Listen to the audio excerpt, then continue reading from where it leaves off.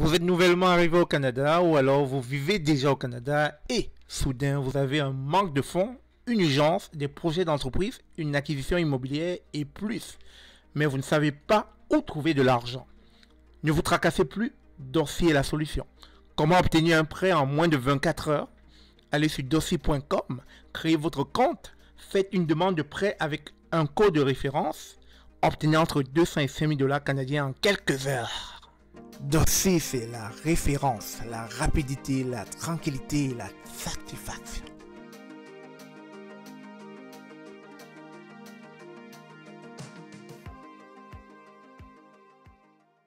Bonjour, bonsoir, bienvenue sur la chaîne de l'immigration et de l'entrepreneuriat. Aujourd'hui, je vais vous présenter une personne qui a fini son cycle d'études en tant que futur consultant en immigration, qui a suivi, je dirais, ses études haut la main. Elle a eu son diplôme et elle a eu le temps de bien cerner et de bien comprendre comment se passent les procédures d'immigration au Canada. Et je pense que très prochainement, ou si ce n'est pas fait, cette personne a déjà ouvert, je dirais, son cabinet pour pouvoir aider les personnes immigrées au Canada. Et nous allons, sans plus tarder, vers elle pour qu'elle nous donne, je dirais, son opinion, son impression par rapport, je dirais, à l'immigration canadienne, par rapport à la portée, par rapport à la façon dont le gouvernement canadien se comporte face à cette immigration qui commence de plus en plus à trouver chez certaines personnes une certaine déception. Oui, on va dire ainsi parce que, vous savez, avec les 80% de refus, beaucoup de personnes se posent des questions. Est-ce que ça vaut encore la peine d'aller au Canada? Est-ce que certains, je dirais, pays ne sont pas lésés?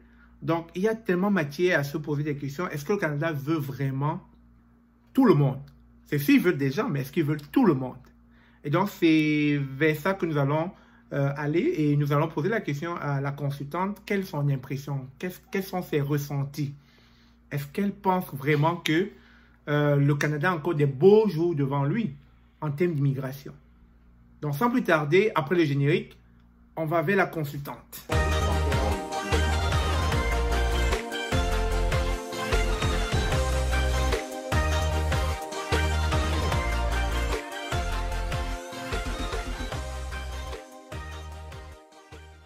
Alors, Sorel, tu es ici aujourd'hui parce que nous aimerions que tu répondes à plusieurs questions qui sont en lien avec l'immigration.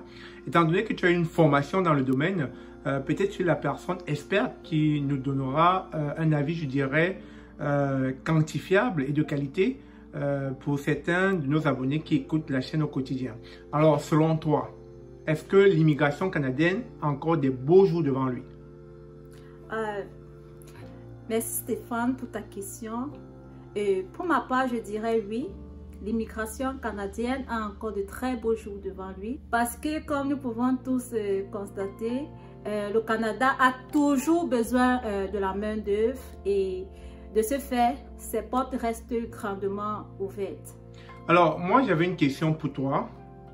Avec les 80% de refus qui touchent le continent africain, est-ce que ne penses-tu pas qu'ils veulent, comme tu as si bien dit, du monde, mais pas tout le monde? En fait, ils veulent des personnes venant d'autres pays que l'Afrique.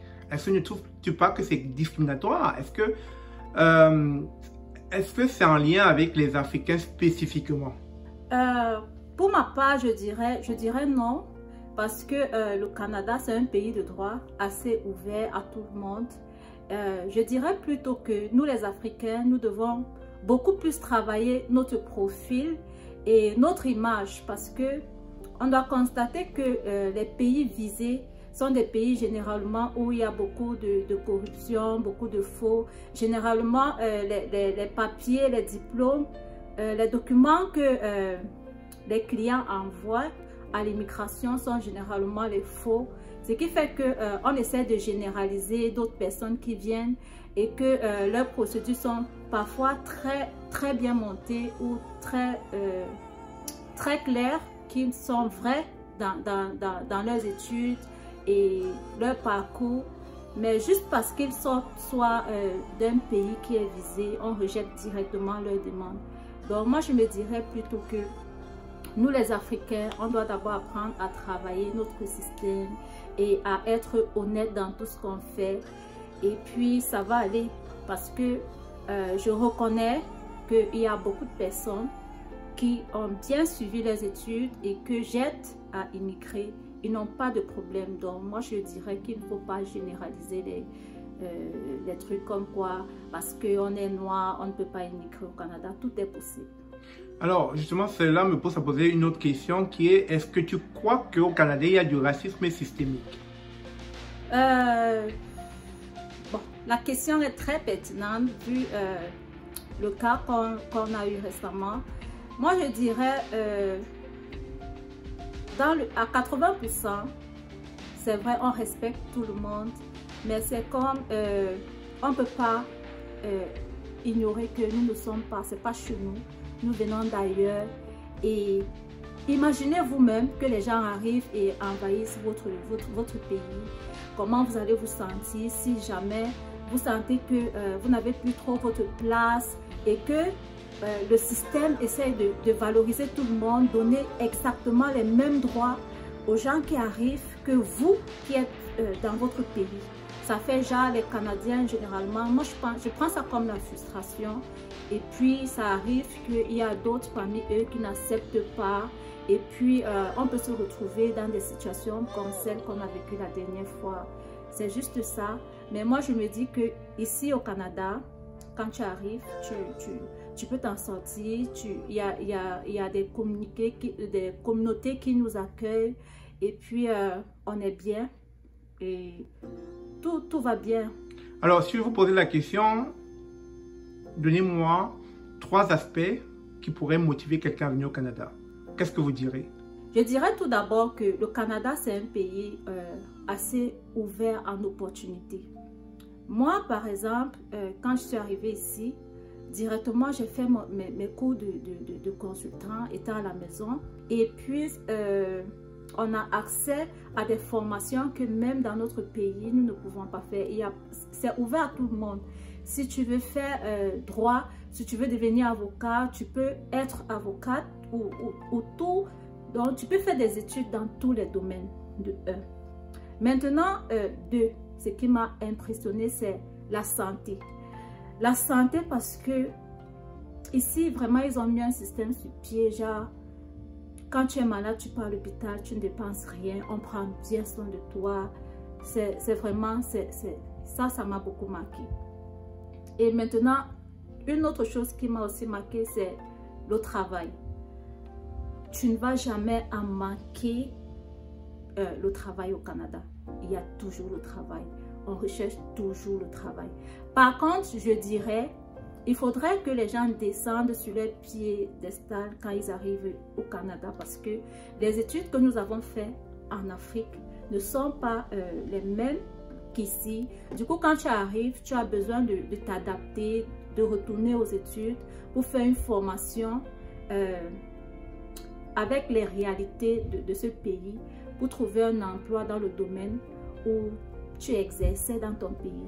Du coup, en attendant, tu peux passer par beaucoup de métiers qui peuvent ne pas te valoriser comme tu veux. Déjà comme moi, je suis ménagère et je suis fière de faire le ménage. Mais j'aurais jamais imaginé dans ma vie que je pouvais être femme de ménage. Mais je suis très fière et je trouve mon compte dans ce que je fais. Donc, alors, justement, à propos, vous avez parlé d'opportunités. Vous avez dit que vous êtes femme de ménage, mais on retient aussi que vous avez fait une formation pour devenir consultant en immigration. Donc, du coup, est-ce que ça marche bien votre activité? Oui, je dirais, dans l'ensemble, ça marche bien. Je tiens à rappeler que une des raisons qui m'a motivée à faire cette formation, c'est parce que j'ai été plusieurs fois arnaquée durant mon parcours d'immigration. Du coup, quand je suis arrivée, mon objectif c'était de me former, connaître réellement les procédures d'immigration parce qu'il y en a plusieurs. Et puis, essayer d'aider un bon nombre de personnes qui n'ont pas l'information, qui ne savent pas comment et qui se font arnaquer juste parce qu'ils ne connaissent pas qui ne font pas de richesses et qui n'ont pas d'informations. Donc du coup, moi je dirais, j'ai beaucoup de personnes que j'aide à venir au Canada et ça me fait tellement plaisir. Super. Alors, on va conclure. Vous avez parlé des avantages de venir au Canada. Vous avez cité 3 points. Vous avez parlé d'opportunités. Vous avez parlé du système de santé. Vous avez parlé aussi des boulots qu'on trouve à tout bout de champ, facilement, un peu partout au Canada. Ils appellent ça les jobbing. Alors, pour finir, il y a quand même des aspects négatifs. Sinon, citez-moi-en un.